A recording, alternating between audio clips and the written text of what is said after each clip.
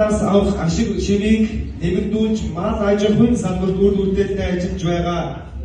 Хөдөлмөр зүтгэлийг дээр өндрөөр өмнөж аймгийн иргэдийн төлөөлөгчдийн хурлын 23 оны 12 сарын 6-ны өдрийн тушаалаар хариуцлагатай малчин одон медалаар эрхэм хүндэт Хусейн Амир Тарийг шагнаж байна.